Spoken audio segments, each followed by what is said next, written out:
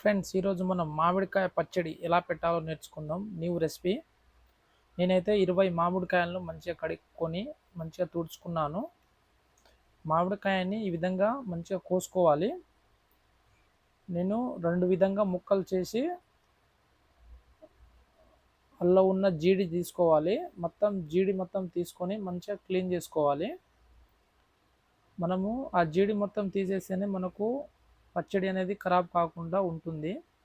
ఈ విధంగా జీడి మొత్తం తీసేసి మనం మంచిగా ముక్కలు కొట్టుకోవాలి.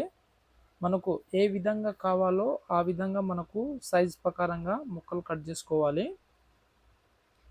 నేనైతే నేను ఏ విధంగా స్మాల్ సైజ్ కట్ చేసుకుంటున్నాను. నేను అంత పెద్ద కాకుండా మరీ చిన్న కాకుండా మీడియం సైజులో కట్ చేసుకుంటున్నాను.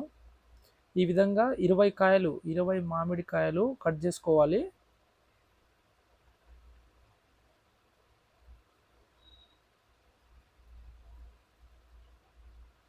ఫ్రెండ్స్, ఈ విధంగా మొత్తం మామిడికాయలు కట్ చేసుకుని నేను మొత్తం మనకు ఏమేమి ఐటెం కావాలో అన్నీ రెడీ చేసుకున్నాను. నాకు మొత్తం ఈ విధంగా మామిడికాయలు వచ్చాయి 20 కాయలకు. సాల్టు, ఆవాలు, పసుపు అన్నీ వేసుకోవాలి. ఇప్పుడు మనం ఈ విధంగా మొత్తం పీసులు కట్ చేసుకొని మనం ఒక బౌల్లో పెట్టుకోవాలి, ఒక గిన్నెల. ఈ విధంగా మనం ఫస్ట్ పసుపు వేసుకోవాలి. కొంచెం పసుపు వేసుకొని మనం కలుపుకోవాలి. ముక్కలను పట్టే వరకు కలుపుకోండి. ఎందుకంటే మనకు పచ్చడి ఖరాబ్ కాకుండా కొంచెం పసుపు వేసుకోవాలి. ఈ విధంగా మంచిగా కలుపుకొని మనం దీనిపైనుంచి సాల్ట్ వేసుకుందాం. మనకు 20 కాయలకు మనం తగినంత సాల్ట్ వేసుకోండి. నేనైతే కల్లుప్పు వేస్తున్నాను. కల్లుప్పు మినిమం ఒక 200 గ్రాముల వరకు కల్లుప్పు వేసుకోవాలి. మంచిగా జీరా పౌడర్ వేసుకోవాలి. తర్వాత ఆవపిండి వేసుకోవాలి. 100 గ్రాములు వేసుకుంటున్నాను నేను. తర్వాత మేతి పౌడర్ వేసుకోవాలి. మేతి ఇవన్నీ మంచిగా పౌడర్ కొట్టుకొని వేసుకోవాలి. కారం అయితే నేను 400 గ్రాముల వరకు కారం వేస్తున్నాను. ఈ విధంగా మొత్తం వేసుకొని మనం పౌడర్ పట్టుకోవాలి. మనము జీలకర్ర, ఆవాలు కొంచెం కొంచెం ఉంచుకోవాలి. అంటే మినిమం 100 గ్రాములు వేసుకోవాలి. ఒక 10 గ్రాములు ఉంచుకోవాలి. తర్వాత మనం తడకకూడదు దీనిపైనుంచి. నేనైతే 2 లీటర్ల ఆయిల్ తీసుకున్నాను. ఫ్రీడమ్ ఆయిల్ వేస్తున్నాను నేను. 2 లీటర్ల ఆయిల్ వేసుకొని పోసుకోవాలి పైనుంచి. ఈ విధంగా కలుపుకోండి. ఈ విధంగా ముక్కలకు పట్టే వరకు మనకు కలుపుకోవాలి. కలుపుకొని మామిడికాయల్ని ఒక 10-20 నిమిషాలు రెస్ట్ ఇచ్చేయండి. ఇట్లా మంచిగా పీసు పట్టేటట్టు కలిపేసి పక్కన పెట్టేయండి.